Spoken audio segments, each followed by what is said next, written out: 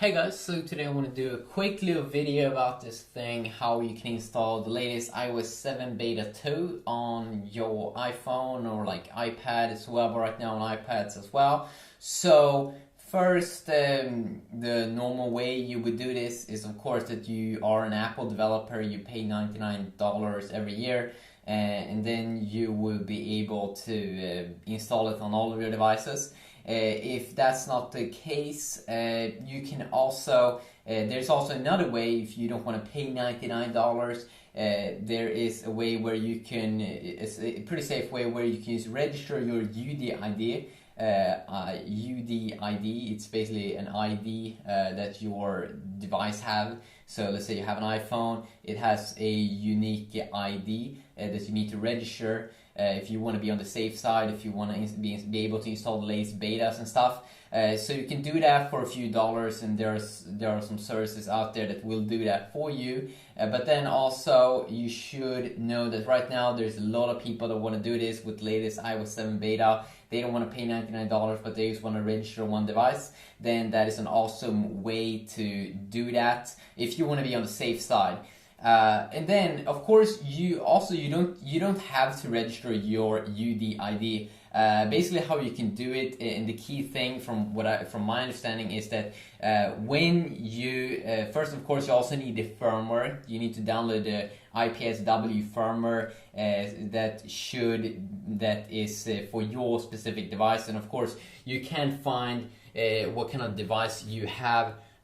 On the back of your iPhone, you have a model number, so make sure also you download the right firmware for your phone. If you have an iPhone 4, if you have an iPad, of course, just download that. And the key feature is that when you hook up your iPhone or your device to iTunes, the key thing that I've heard is that instead of restore your iPhone that you probably would do if you would have registered your UDID, and if you do that, then that should be kind of fine from my understanding. But if you don't do that, then you should just go here under updates.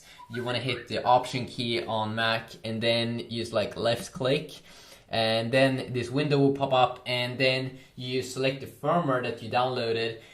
So I have like that on my desktop here, this IPSW folder or IPSW file that you of course need to make sure that it's the correct one, and you need to extract it if it's if it's not extracted, if it's in a DMG Apple kind of format, then you should be able to, if you don't have registered your UDID, you should be able to go look for updates and update it that way without having any problems. And also, from my understanding, you should have all your data left, and also you should also be able to go back to iOS 6 at the moment when Apple is still supporting it. But when Apple later will release iOS 7, they will like stop supporting it. So I'm not really sure what's gonna happen then. But you should be able to do this, so you can probably try it out a little bit if you go and download firmware, look for update.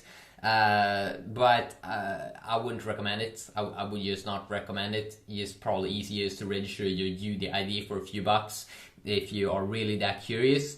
But don't restore your device. That's the key if you haven't registered your UDID, from my understanding. Very, very simple. I will leave probably links in the description if you want to check it out a little bit more. If you have any questions, of course, you can help each other in the comment section down below. And also, from what I've heard, if you are on beta 1, you should be able to do an over-the-air update to beta 2. You should have no issues whatsoever with that. But if you do not register like your UDID, but then restore your iPhone from iOS 6 to iOS 7, you can get some problems from my understanding. So be careful, people. Be careful. You can see I have my iPhone 4, my iPhone 4S, my iPhone 5. They're all rocking iOS 7 because it's awesome to be an Apple developer.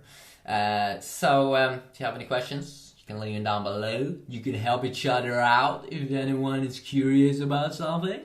And hopefully you did enjoy this video, and hopefully it did help someone out there. And if I did forget something, you can leave that in the comment section down below, because I can always improve my content in the future. Peace out.